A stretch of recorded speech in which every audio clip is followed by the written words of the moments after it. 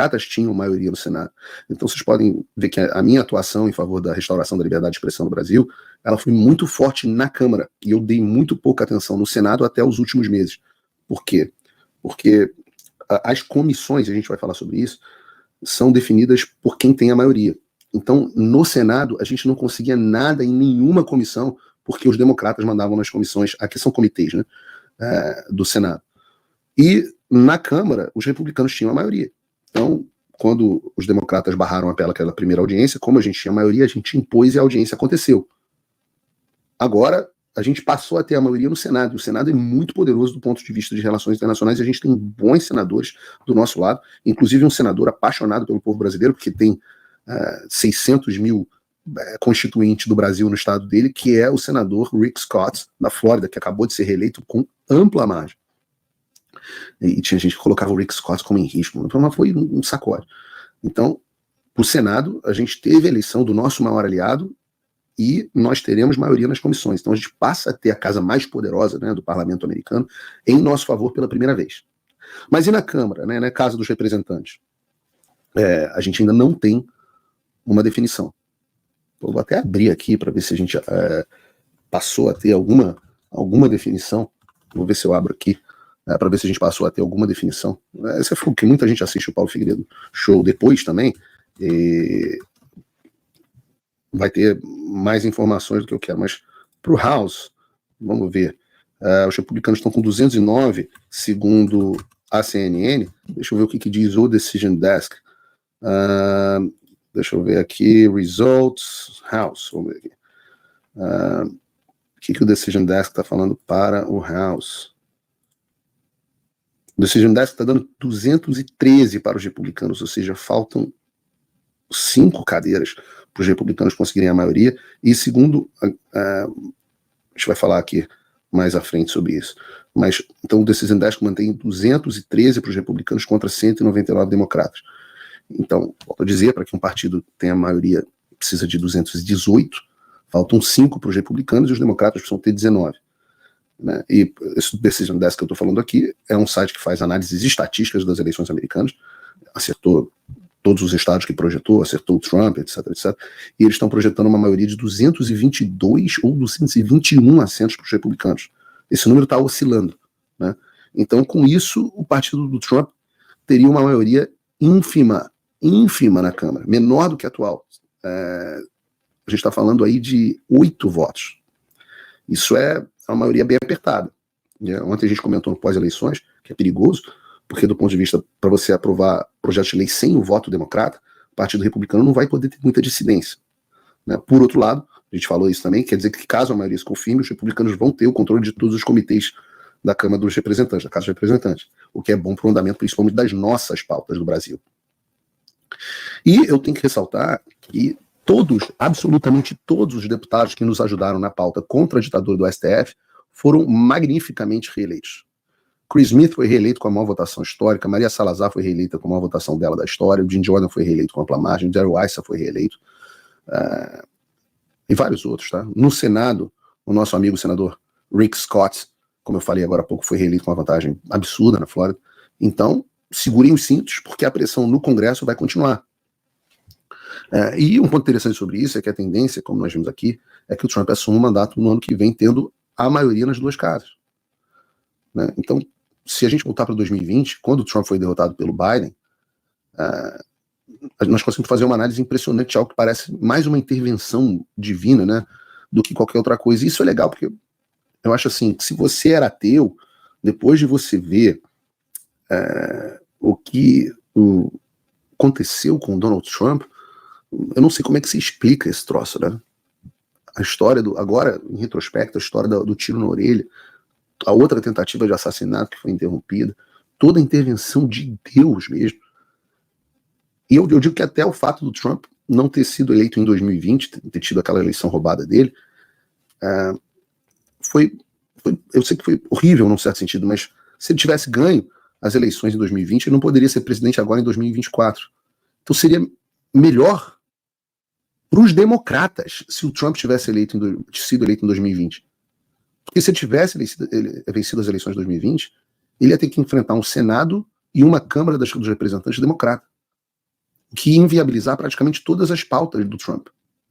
Agora, ele tem números bons o suficiente no Senado para indicar praticamente quem ele quiser para a Suprema Corte e para os demais cargos. E isso é relevante porque tem 2 indicações para a Suprema Corte batendo na porta, né? O Clarence Thomas e o Samuel Alito, cara, que são os 2 melhores ministros da Suprema Corte, estão com mais de 70 anos de idade. No caso da aposentadoria desses 2 ministros, que diga-se de passagem são realmente assim, muito bons, o Trump pode indicar os 2 substitutos, que manteria os 5 dos 9 ministros da Suprema Corte dos Estados Unidos indicados por ele. Aliás, transformaria os 5 indicados por ele, manteria os 5 indicados por presidentes republicanos e ele teria sido o indicador dos 5. Além disso, né, durante o governo Biden, os democratas também começaram um movimento para que a ministra Sonia Sotomayor se aposentasse porque ela está tendo problemas de saúde. Isso não aconteceu, ela deve continuar lá, mas se acontecer alguma coisa com ela, falecer durante o governo do Trump, já aconteceu isso com a morte da Ruth Bader Ginsburg, né, que era mais... A Sotomayor é a outra, mais militante de esquerda da Suprema Corte americana. O Trump ia ter mais uma indicação da Suprema Corte, mas, diferentemente do caso do Clarence Thomas e do Samuel Alito, ele ia estar substituindo uma ministra de esquerda e ele, portanto, faria a maioria conservadora na Suprema Corte para... hoje, depende do seu ponto de vista, 6-3 ou 5-3, ou 5-3 e um independente. O Chief Justice é um cara meio em cima do muro, mas você teria umas 6-2 ou 7-3, 7-2, perdão, então seria bom, né? E se você pensar, nada disso ia ser possível se o Trump tivesse sido eleito em 2020, sem contar que ele ia ter o Mike Pence, né, como vice, que é um republicano do establishment, demonstrou um republicano do establishment, apesar de evangélico e tal, tem até simpatia por ele. O partido do Trump inteiro era menos favorável, né? Se o Trump tivesse ganho em 2020, o movimento do Make America Great Again não ia ter tomado a proporção que ganhou hoje, com o apoio das figuras como o Elon Musk, como o Robert Kennedy Jr., como a Tulsi Gabbard. Então, fica aí a lição pra gente, né, de que o mal e o que é errado nunca vale a pena no final das contas. Os democratas fizeram de tudo para tirar Trump em 2020, mas tudo que eles conseguiram fazer foi que o movimento ficasse mais forte e que o movimento ficasse maior.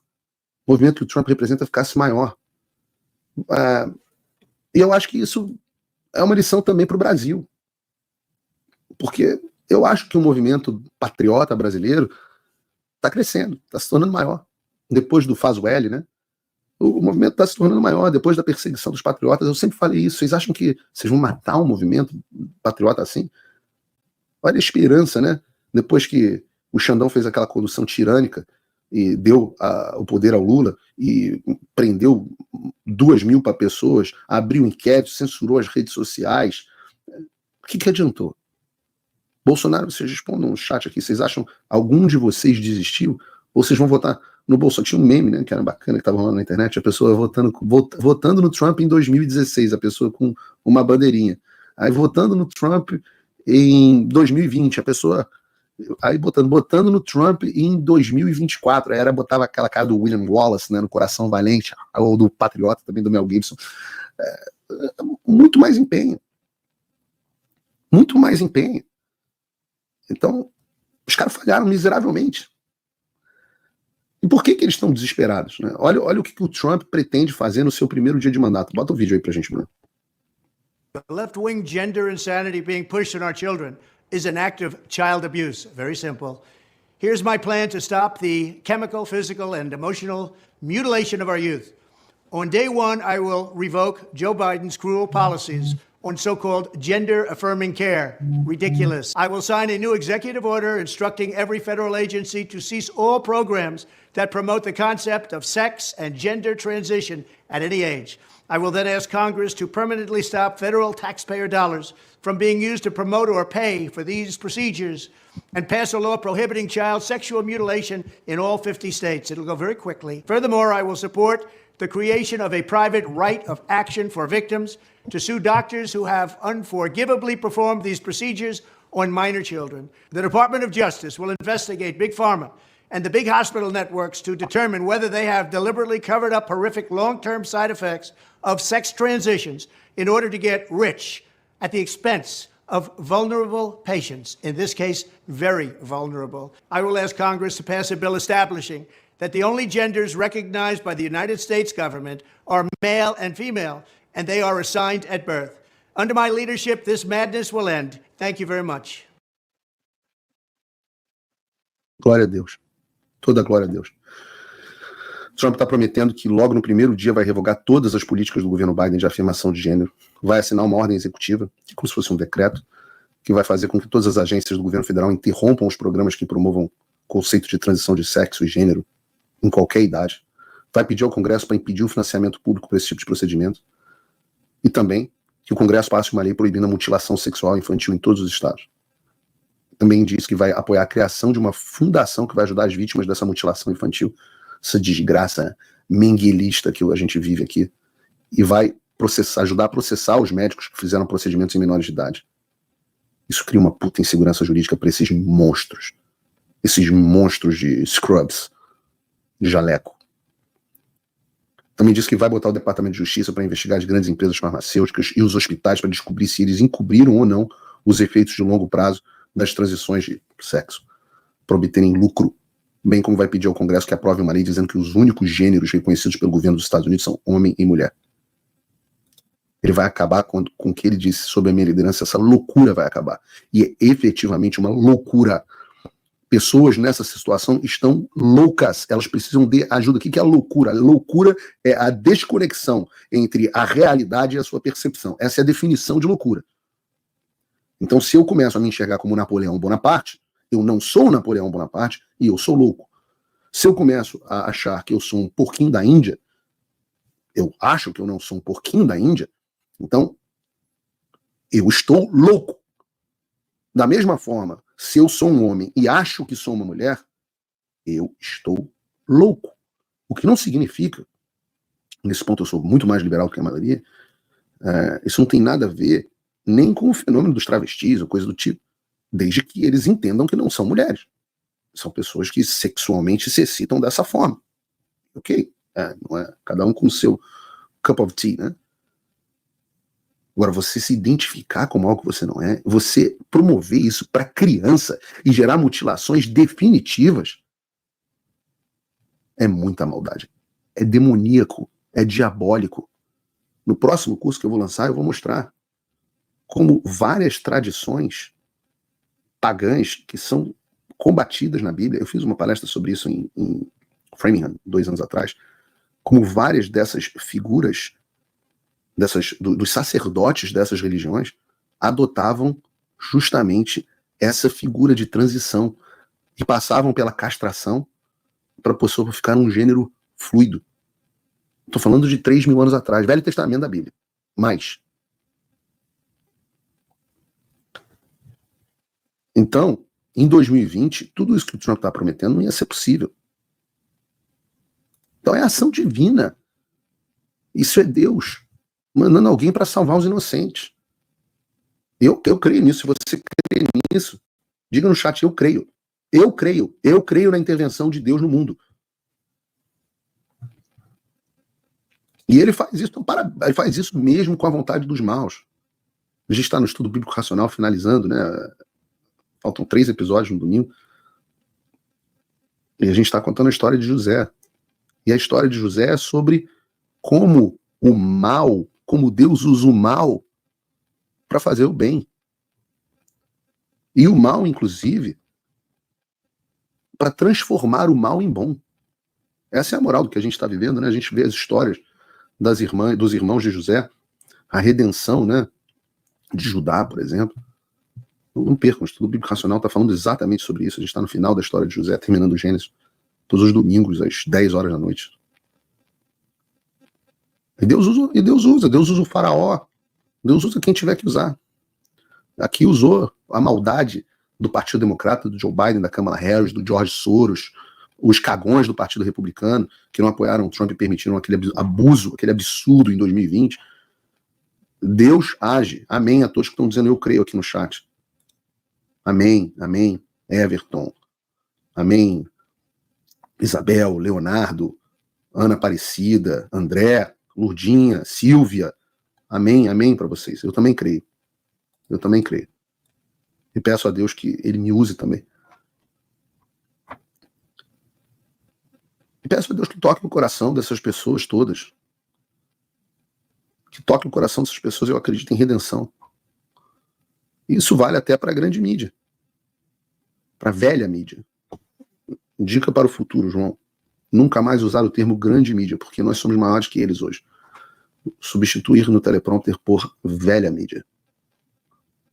Esse brilhante roteiro aqui do Paulo Figueiredo Show foi escrito pelo João Gabriel, que vocês conheceram lá nas últimas transmissões. Então, dica para o futuro. Velha mídia, nada de grande mídia. E na velha mídia, o clima é de puro velório. E não pode esquecer que para essas pessoas o Trump é um xenófobo, racista, misógino, fascista, taxista, varejista, taxidermista. Prova disso é um tweet dos maiores, esse é um dos maiores cientistas da história do Brasil, grandes mentes da esquerda brasileira, e não é à toa que a esquerda brasileira está nessa merda de dar gosto, porque o grande analista político eu tive que trazer aqui a lembrança. Imagina se o Trump perde a eleição para uma mulher negra, filha de um jamaicano com uma indiana. Kamala Harris é a melhor opção para os Estados Unidos, mesmo o Partido Democrata sendo o esgoto que é. Faz um favor, perde um segundo aqui e deixe aqui a sua risada. Deixe aqui no chat a sua risada para o Felipe Neto. O imbecil que ocupa de forma ilegítima a presidência da República do Brasil também resolveu dar um palpite. Eu fiz questão de enviar esse palpite direto para a equipe do Donald Trump, para que ele se lembrasse disso, desse palpite, essa quebra de protocolo, né? Porque uma coisa é o Bolsonaro endossar o Trump como ex-presidente.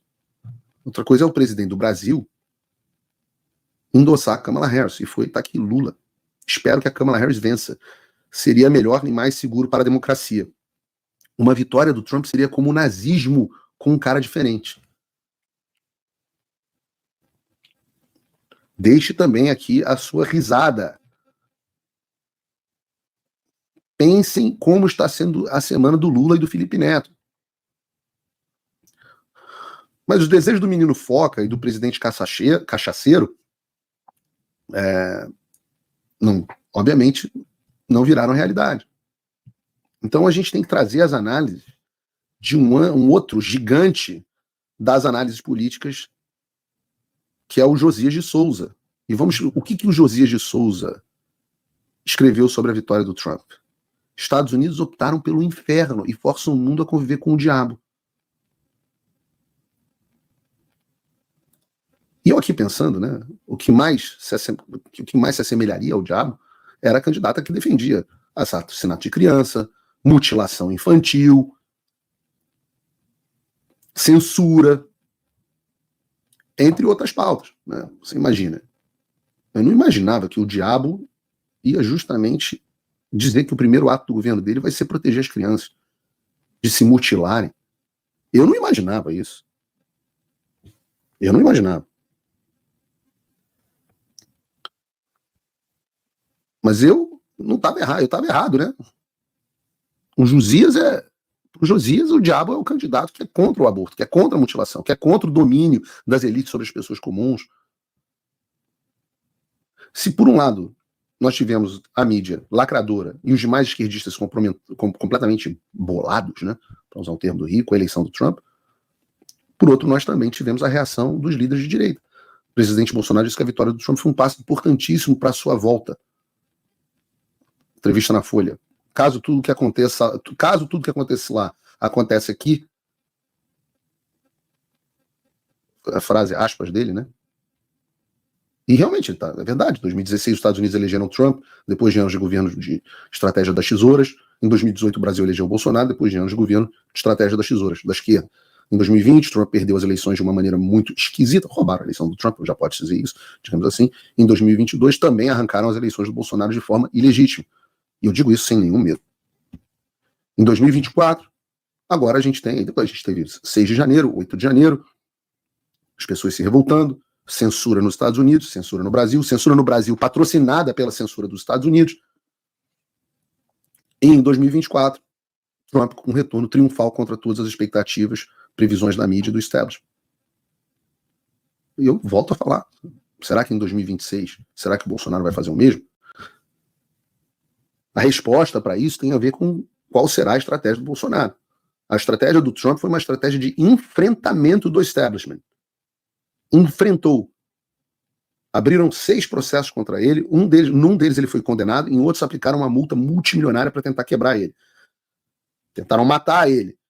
E o que ele fez? Transformou radicalmente o seu partido para incorporar o movimento nacional populista, enfrentou lei da mordaça, do de juiz, o Trump poderia ser preso a qualquer momento, ele foi condenado, como diz a Eliane Cantanhede, foi condenado de fato em Nova York. Ele partiu para o enfrentamento. Não ficou calado, não sumiu. Qual será a estratégia do presidente Bolsonaro? Ele vai confiar que vai ser o André Mendonça com o Nunes Marques, ou ele vai confiar que a vontade popular vai fazer valer? Então, outro mandatário de direita que ficou feliz com a vitória do presidente Trump foi o Javier Milei, presidente da Argentina. Segundo os jornais argentinos, o Milei fez uma aposta pessoal no Trump e, de fato, fez antes da eleição e se transformou no parceiro estratégico do Trump na América Latina. E se você não está prestando atenção, é um inimigo declarado do Lula que se tornou agora o melhor amigo, mandatário do melhor amigo do Lula, né, que tem um mandato para a América Latina. O líder. Eles se tornaram líderes. A Argentina se tornou líder. E, não são palavras ao vento, o Milei anunciou que virá aqui para os Estados Unidos se reunir com o Trump antes da posse dele em janeiro. Antes da posse. E a mídia, obviamente, está muito triste e a direita está muito feliz. Eu vou jogar aqui Quem entender, entenda. Eu não acho impossível que haja um convite do Donald Trump ao presidente Bolsonaro para vir aos Estados Unidos antes mesmo da posse. Quem tem ouvidos para ouvir, ouça. Eu não acho impossível que haja um convite, o que trará um impasse. Alexandre de Moraes já terá que decidir se autoriza o Trump ou o Bolsonaro a vir à posse do Trump, mas talvez tenha que decidir antes mesmo se vai autorizar Trump a vir encontrar o presidente eleito, autorizar Bolsonaro, perdão, a vir encontrar o presidente eleito dos Estados Unidos. E aí é uma puta de uma sinuca de bico, porque não há cenário vitorioso. Se autoriza, fica numa posição de desmoralização. Como é que se autoriza e daqui a 2 semanas vai indiciar a sua Polícia Federal vai indiciar o Bolsonaro por inquérito do golpe? Se autoriza. Se não autoriza, desafia o homem mais poderoso do mundo e confirma todas as afirmações e torna cada vez mais pessoal para o Trump a situação do Brasil. No CPF dele, Alexandre de Moraes. A gente faz questão de explicar aqui quem é Alexandre de Moraes. É um trabalho longo que tem sido feito. No entanto, essas coisas boas não são motivos para ficarmos acomodados, né? Grande parte do que fez a vitória do Trump fez a vitória ser possível é a desconexão desses caras com a realidade. É uma desconexão completa. O fato desses caras terem botado a mão na consciência e falarem assim: Kamala Harris é uma boa candidata para enfrentar o Trump. É um sinal de desconexão da realidade. Eu não lembro se outra coisa que eu falei aqui no Paulo Figueiredo Show, das previsões corretas, né? Eu falei assim: olha, o melhor candidato que a gente tinha era o Joe Biden, porque a mídia tinha destruído, depois daquele debate dele, assim, a vitória com o Biden ia ser um landslide, talvez. Ou talvez teria sido igual, porque eu falei para vocês aqui, depois do Joe Biden, o melhor candidato para Trump enfrentar era a Kamala Harris. Uma figura detestável. Absolutamente detestável. Como é que alguém pode ter achado que ela impuseram ela como candidata a despeito das primárias do partido? Então, o que fez o Trump ser eleito? É o fato da esquerda, da elite, esses caras, por que eles apostaram isso? Porque eles são tão desconectados da vontade popular que eles erram. Esses eram os caras que acharam que ia acabar com o movimento MAGA prendendo todo mundo e censurando todo mundo. São os caras do STF que acham que vão acabar com fazer tudo isso no Brasil. E grande parte da mídia, das celebridades, dos bilionários ou a elite, eles estão completamente perdidos. Eu fiquei assistindo aqui com o Dr. Marcelo Ribeiro, que estava comigo no hotel. A gente ficou rindo assistindo os programas de televisão, porque os caras estavam perdidos.